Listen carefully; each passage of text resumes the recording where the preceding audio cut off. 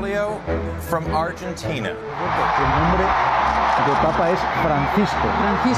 Il nuovo Papa è un argentino. Si chiamerà Francesco, bisogna dire che sicuramente non era.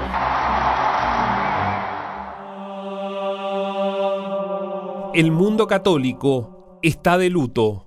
El Papa Francisco, la máxima autoridad de la Iglesia Católica, ha muerto a los 88 años. En concreto, su periodo se extendió por más de 12 años y 39 días, dejando un fuerte pesar en el mundo católico que llora la partida del primer pontífice latinoamericano, el Papa argentino.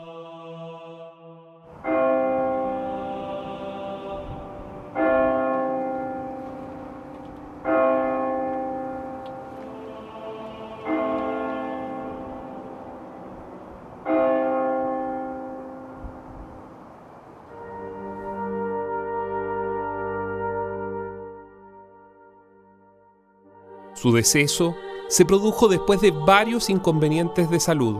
Durante 38 días fue internado por una neumonía bilateral. Sin embargo, y pese a que había logrado el alta e incluso el 20 de abril lideró la bendición pascual Urbi et Orbi, dando un paseo en el Papamóvil, Francisco murió a las 7 de la mañana con 35 minutos del 21 de abril, en su residencia del Vaticano, a raíz de un ictus cerebral que le provocó un coma y un colapso cardiocirculatorio. Pese a los reiterados problemas de salud en los últimos años, entre ellos de cadera, dolores de rodilla que le obligaban a usar silla de rueda, también están las operaciones o infecciones respiratorias. El Papa Francisco, en resumen, mantuvo hasta el último minuto una cargada agenda que nunca bajó de intensidad pese a sus innumerables problemas de salud. Jorge Mario Bergoglio nació el 17 de diciembre de 1936 en Buenos Aires, capital argentina, hijo de un inmigrante italiano donde el padre Mario trabajaba en ferrocarriles y la madre, Regina, se encargaba del hogar y la educación de sus 5 hijos. Si bien se diplomó como técnico químico, Bergoglio se inclinó por la carrera religiosa y a los 21 años ingresó al Seminario Diocesano de Villa Devoto y al noviciado de la Compañía de Jesús. Después de 2 años de formación, tanto en Argentina como también su paso por Chile, Bergoglio se dedicó a la docencia y a la reflexión teológica. A lo largo de su carrera destacó por su estilo de vida modesto, marcado por su cercanía con la gente y adoptando prácticas sencillas, tanto en su vida cotidiana como en su labor pastoral. Características que le permitieron consolidarse como figura eclesiástica en todo el mundo. A pesar de su creciente popularidad, Bergoglio había tomado la decisión de retirarse a una vida más tranquila, centrada en la oración y dirección espiritual. Razón por la que presentó su renuncia como arzobispo a los 76 años, conforme al Código de Derecho Canónico. Sin embargo, su influencia en la Iglesia lo posicionó como uno de los favoritos para el cónclave del año 2005, tras la muerte de Juan Pablo II. Durante esa votación recibió 40 de los 77 votos necesarios para ser elegido papa. Sin embargo, la elección en esa oportunidad terminó recayendo en el cardenal Joseph Ratzinger, quien asumió el pontificado bajo el nombre de Benedicto XVI. 8 años después, se encontraría nuevamente en el centro de la atención eclesiástica.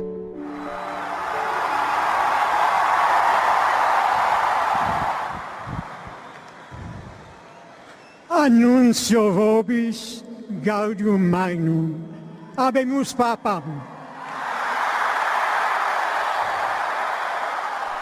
El humo blanco se elevó sobre la Capilla Sixtina la noche del 13 de marzo de 2013. El arzobispo de Buenos Aires, Jorge Mario Bergoglio, el jesuita argentino de gestos austeros y palabras directas, se convertía así en el Papa Francisco, el primer pontífice de Latinoamérica y quien sucedió tras la renuncia de Benedicto XVI. La Iglesia Católica en 598 años no había vivido un escenario como este. Fratelli e sorelle, Buonasera. Esa fue la primera vez que Bergoglio, en su calidad de líder de la Iglesia Católica, salió al balcón de la Plaza de San Pedro en el Vaticano y pediría ahí a los fieles que recen por él.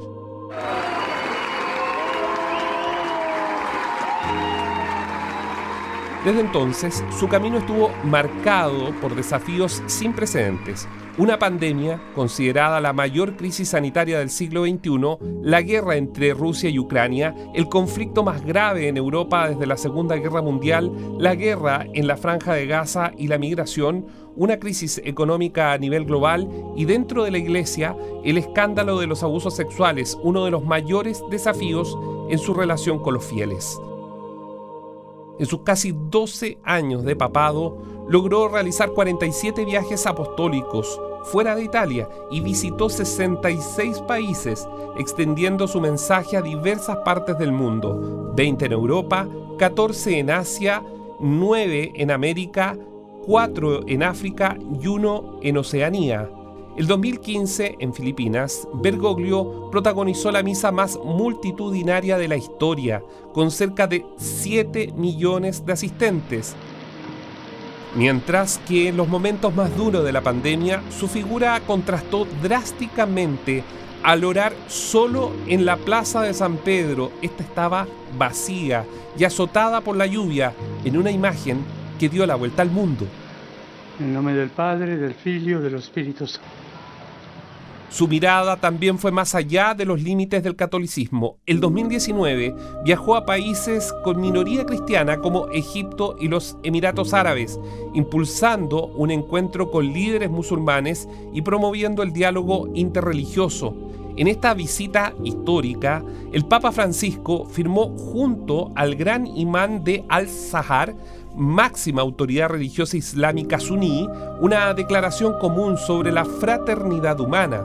2 años después hizo historia al viajar a Irak, siendo el primer pontífice en llegar a ese país, lugar donde los cristianos sufrieron años de violación y persecución.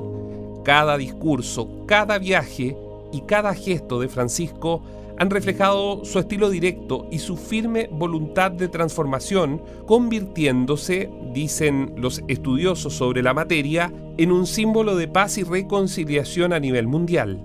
Hermanas y hermanos, buenos días, bien hallados. Eccellenze, signore, signori. Qué importante es la justicia en este presente tan complejo. Dios siempre golpea las puertas de los corazones. No te preocupes, así obra el Espíritu Santo. Me causaba gracia. Y si alguno de ustedes no puede rezar, lo respeto, pero al menos me manda buena onda, por favor. Muchas gracias.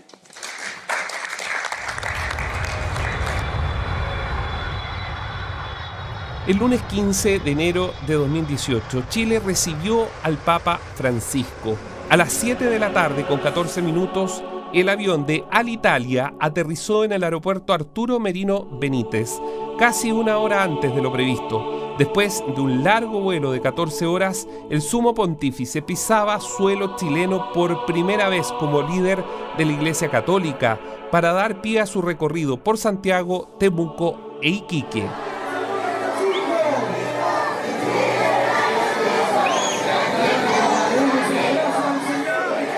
Con esta visita, el Papa Francisco alcanzaba su 22ª gira internacional y la 6ª en América Latina desde su elección el año 2013. A su llegada lo esperaban las autoridades nacionales, entre ellas la presidenta Michelle Bachelet, representantes del Congreso Episcopal y también del cuerpo diplomático. Luego de una cálida recepción, el Papa se dirigió a la Nunciatura Apostólica en la comuna de Providencia, donde se hospedaría. Allí daría inicio oficial a su agenda en Chile, un viaje que estaría marcado por la fe, la justicia social y una sombra que lo seguiría a lo largo de su estadía: los abusos sexuales dentro de la iglesia chilena. Esa misma noche, su primera parada fue en la parroquia San Luis Beltrán, donde rindió homenaje a Enrique Alvear, el obispo de los pobres, reconocido por su férrea defensa de los derechos humanos durante la dictadura de Augusto Pinochet.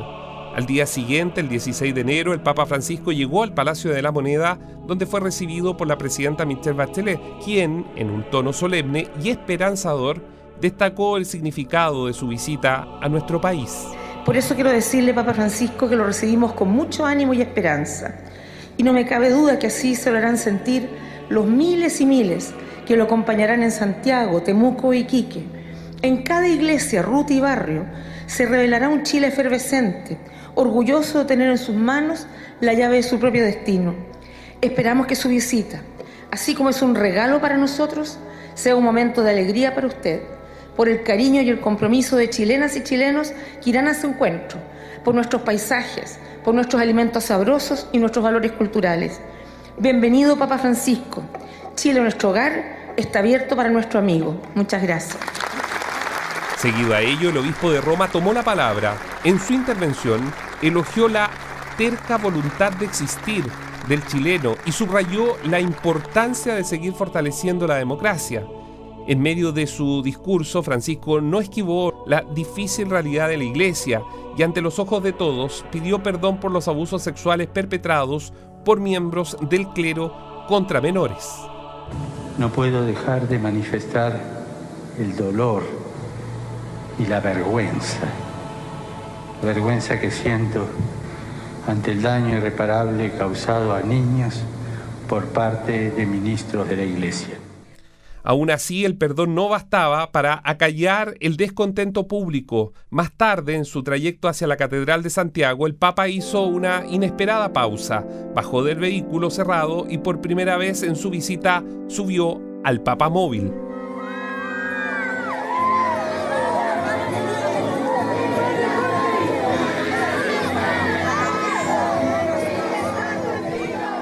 La multitud lo aclamaba, pero entre la devoción también surgieron voces disidentes. Una pancarta entre el gentío captó la atención. Ni zurdos ni tontos. Osorno sufre. Obispo Barros, encubridor. Junto al mensaje, las imágenes de los sacerdotes Fernando Karadima y Juan Barros dejaban en claro que la controversia no se haría esperar. Un grupo del movimiento de laicos de Osorno exigía la salida de Juan Barros, acusado de encubrir los abusos cometidos por Karadima entre la década del 80 al 90 en la parroquia El Bosque, ubicada en Santiago. Su participación en las actividades papales generó indignación, especialmente después del perdón que Jorge Bergoglio ofreció públicamente. Luego de su paso por el Centro Penitenciario Femenino de San Joaquín, su primera visita a una cárcel, la Universidad Católica en Santiago viajó a Temuco en la Araucanía. El Papa Francisco no había vuelto a escuchar de la polémica de Osorno, al menos en sus recorridos. Sin embargo, en Iquique, antes de celebrar la misa central, el pontífice fue consultado por Radio Bío Bío sobre la molestia de Osorno, entregando una respuesta que a los minutos había dado la vuelta al mundo. Papa, muy cortito, hay un tema que preocupa a los chilenos, que es el caso del obispo de Osorno. ¿Usted le da todo el respaldo al obispo Barros? El día que me traigan una prueba contra el obispo Barros, ahí veo. No hay una sola prueba en contra. Una declaración que le costó al Papa Francisco críticas en Chile, pero también en el mundo. De hecho, tuvo que desdecirse de ello en el avión cuando viajaba de Perú a Roma. 3 años después de su visita al país, el sumo pontífice volvió a recibir a un mandatario chileno. Esta vez, el escenario no era la Moneda ni la Catedral de Santiago, sino el Palacio Apostólico en la Ciudad del Vaticano. Sebastián Piñera, en medio de la gira por Europa, se reunió con el pontífice y el secretario de Estado, Monseñor Pietro Parolin. Chile ya no era el mismo. El estallido social de 2019, el proceso constituyente en marcha y los efectos de la pandemia marcaron el contexto de una reunión donde la política, más que la fe, estuvo en el centro de la conversación. Hoy tuve la oportunidad de tener una conversación muy personal, muy profunda y muy extensa con el Santo Padre. Y uno reflexiona que no solo de pan vive el hombre, hay que alimentar el cuerpo, pero también hay que alimentar el alma. Desde esta plaza San Pedro, los saludo con mucho cariño. Este encuentro marcó la segunda audiencia privada entre el Papa y Sebastián Piñera, la primera en octubre de 2018, marcada por la crisis en la Iglesia chilena tras los casos de pederastia que sacudieron a nuestro país. Resulta que la reunión coincidió con la víspera del nombramiento de Andrés Ferrada Moreira, sacerdote y víctima de los abusos de Fernando Karadima, como nuevo secretario de la Congregación para el Clero, un acto simbólico que ocurrió al interior de las paredes del Vaticano. La Iglesia Católica, con más de 1.000 millones de seguidores en el mundo, se enfrenta a un momento decisivo. La sede de Pedro ha quedado vacante. El protocolo se activa de inmediato. Desde este instante, el Vaticano queda bajo la custodia del Camarlengo, el cardenal encargado de gestionar la transición hasta la elección de un nuevo líder. Aquí, la mirada se posa sobre la Capilla Sixtina, donde, desde hace más de 800 años, se ha decidido el futuro del catolicismo. Los cardenales electores, aquellos menores de 80 años, ingresarán en solemne procesión. Cuando la última túnica roja cruza el umbral, uno de los asistentes pronuncia las palabras «Extra omnes» y las puertas se cierran con un golpe firme. A partir de ese momento comienza el escrutinio. En absoluto secreto, los cardenales escriben sus votos en papeletas y las depositan en una urna. Si ningún candidato alcanza la mayoría de 2/3, estas se queman, produciéndose humo negro para indicar la falta de acuerdo o humo blanco para anunciar que se ha elegido a un nuevo papa. Entre los nombres que resuenan como posibles sucesores destaca Luis Antonio Tagle, de Filipinas, con 67 años, carismático y cercano a la gente, caracterizado por su labor en la justicia social y pastoral. Lo siguen Matteo Sapi, de 69 años, un cardenal italiano reconocido por su papel como mediador en conflictos internacionales. En el ámbito diplomático aparece un conocido para Chile, Pietro Parolin, de 70 años, actual secretario de Estado del Vaticano y una pieza clave en las relaciones internacionales de la Santa Sede. Más al norte de Europa, en los Países Bajos, está Willem Erck, de 71 años. Representa el ala conservadora de la Iglesia con posturas firmes en cuestiones valóricas. Desde Hungría, con 72 años, Peter Erdo se ha convertido en una figura influyente en los debates sobre bioética y familia. Pero los ojos están puestos en una figura, Peter Turkson, de origen ganés, tiene 76 años, un defensor activo de la justicia económica y el cuidado del medio ambiente, y es el único candidato de raza negra. Y finalmente, en el extremo más conservador, se encuentra Raymond Leo Burke, cardenal estadounidense de 76 años, conocido por su férrea oposición a los cambios doctrinales dentro de la Iglesia. Las puertas de la Capilla Sixtina están cerradas. Afuera, en la Plaza de San Pedro, comienza a congregarse gente en silencio. La Iglesia, que por siglos ha estado acostumbrada a la continuidad, se encuentra una vez más en un punto de inflexión. En la incertidumbre de este momento, la historia del papado se escribe de nuevo, mientras el mundo católico se mantiene a la espera de la señal que anunciará al próximo sucesor de Jorge Mario Bergoglio. Por ahora llora el mundo católico, pero también lloran los argentinos.